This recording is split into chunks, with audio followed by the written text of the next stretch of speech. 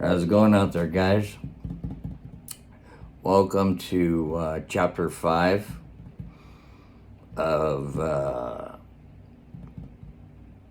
my story. I'm going to read this today, and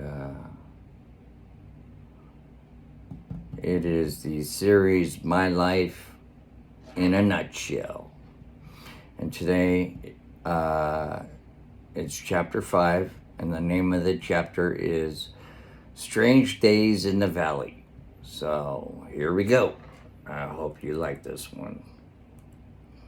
I never thought it could get any stranger as we cut the brush off the mountains. Yet there we were, stumbling upon prehistoric Native American sites belonging to the Soboba, the Kamash, the Liklik, the Kitaweemuk, sorry if I pronounce these wrong, the Sereno, the Gabrielino, Luceriano, the Chaula, and I can't even pronounce this last one, but it's Kumeyame tribes. Well, anyways, there was 1, 2, 3, 4, 5 tribes that we came across the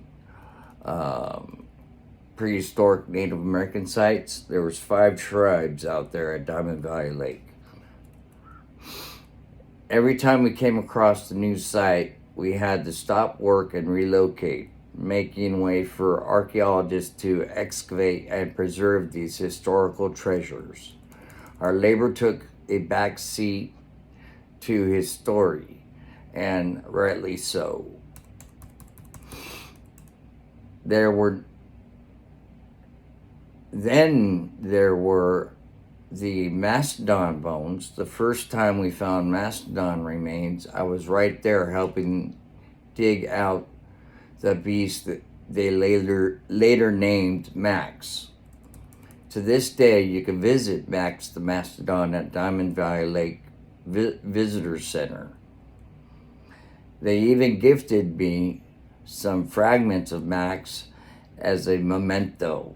The valley, it seemed, was a living museum, and where we were its accidental curators. We encountered relics of the past at every turn.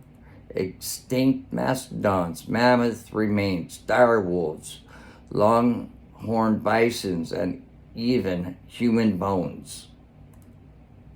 Homes built back in the 1900s had to be meticulously mapped and documented before the valley could be flooded to create the lake. By 1995, the East and West Dam foundations were started. 40 million cubic feet of dirt had to be moved.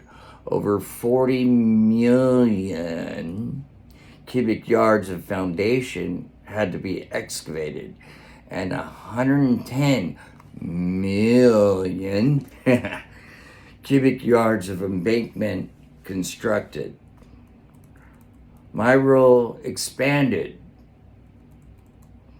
I ran the weed whacking crews, the demo crews, and liaised with archaeologists, paleontologists, biologists, and historians. My plate was full. At the peak of the construction, we had 1,800 workers with 2 major companies.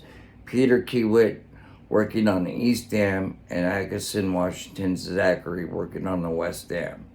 In 1995, they provided me with a ranch-style house on the east end of the lake It was big and comfortable. But the catch was I had to run security at night and I was on call 24/7. And the things I saw would chill anyone to the bone. One night, while doing my rounds, I came upon a parked car. As I approached, I noticed movement inside and asked, going up and down. Oh my God, they're having sex, I thought. Should I stop it or let them finish? I decided on the former. I knocked on the window, scaring the couple out of their wits. It was like watching deer caught in the headlights. A funny night indeed. Another occasion, I was driving by the Roca House, one of the biggest properties in the valley and Metropolitan bought. It was pitch black.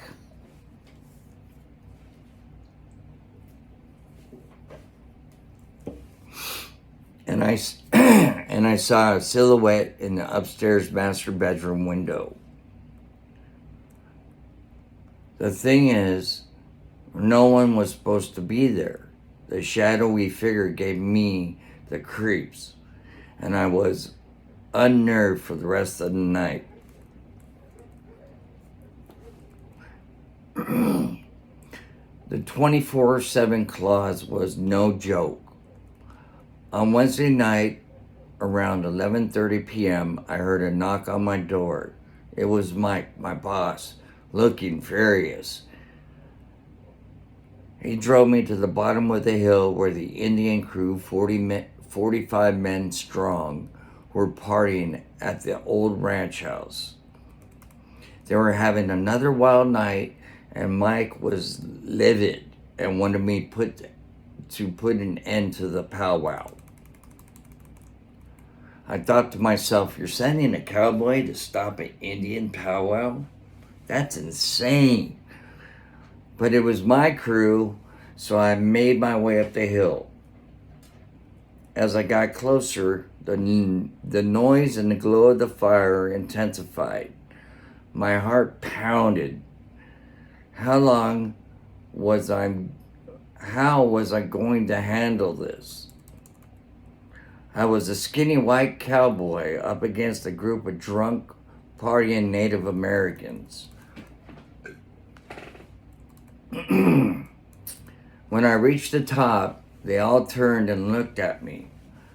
I had to think fast. Party on, dudes, I shouted, and I joined in.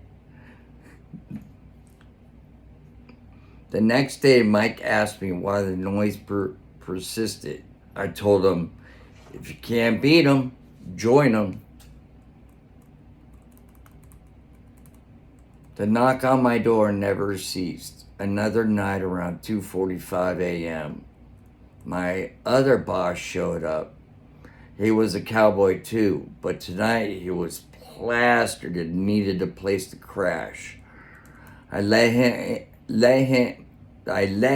in, but he had a horse in a trailer.